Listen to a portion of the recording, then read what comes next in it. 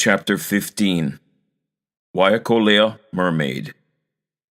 Waiakolea was the biggest, most brackish pond in Kalapana. It extended to the beach from the pandanus groves where the park was. The lower end almost touched the next smaller pond, while the upper end touched a shrimp pond enclosed with high lava rock covered with guava and pandanus bushes. The deepest side was along the park and the beach. The shallow end was opposite from the park. During low tide, this was the plovers' feeding place. The plovers loved to feed on the small shells known as pipipi shell or mollusk. Since this was the feeding home for the plovers, it was called the water of the plovers or Waiakolea. During the summer months, the pond was full of different plovers. The Hawaiians called them kolea, which means stranger or bird of different origin. It was beautiful to see them fly and rest on the water on the shallow side. Lots of times, wild duck would come to feed from the pond. There were times when someone would fire a shot from a .22 caliber shotgun that frightened the plovers and a few got killed. When this happened, in a few minutes, a policeman coming from nowhere, riding on a horse, arrived to catch the culprit. He asked him if he had a license for his gun and a permit to hunt. The police took his gun and made him pay $1 and even took home the birds for his own use. The only way a car could travel to Kalapana by way of Waiakolea Pond was a two-way road built across the pond. In the middle of the pond, there was an opening underneath the road to let the fish swim back and forth. The pond was full with small ahole, silver-colored fish. It was a community pond of the people of Kalapana. When the schools of this fish came in, the people of the village surrounded them with nets and picked whatever they needed, and the rest were returned to the pond. When the tide was low, which was usually in the morning, my mother and I would bring the family washing to Waiakolea. I always carried the small, almost empty poi barrel.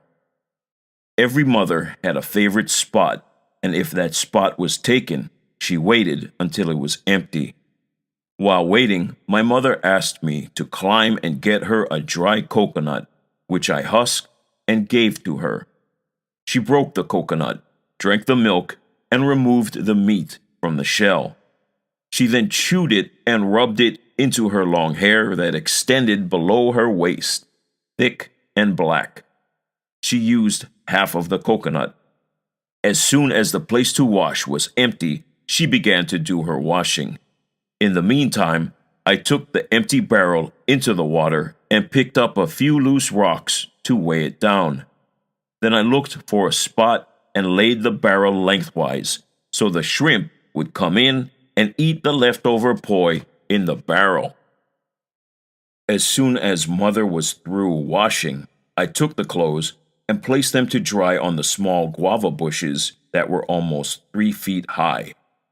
By the time the tide was high, the soapy water just disappeared and the water looked nice and clean. She then began to wash her hair while swimming. The coconut oil was floating in the water. Her hair looked nice and clean. She stood up and put a towel on her back and tied one end around her neck. When I looked at my mother, her hair was smooth and glossy.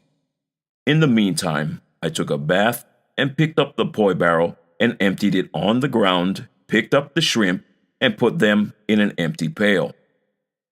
I then put the barrel back in the pond and washed it clean and turned it upside down to drain. As soon as the clothes were dry, we left for home. My mother removed the shell from the shrimp and salted it for eating at supper.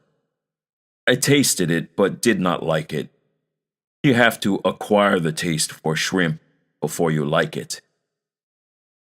At one time, this very pond was guarded by a mermaid. She lived in a corner of a cave at the upper end underneath a huge pandanus tree with hau tree vines around the cave. There were lots of fish that came underground through this cave. The natives saw fish in the pond and brought their wooden spears to harpoon them at the beach side of the pond. During the nights when there was a full moon, the mermaid would come out of the cave and sit on the rock near the pandanus tree. She would be combing her long black hair. Natives passing from Kaimu to Kalapana heard the mermaid whistling and calling them to come.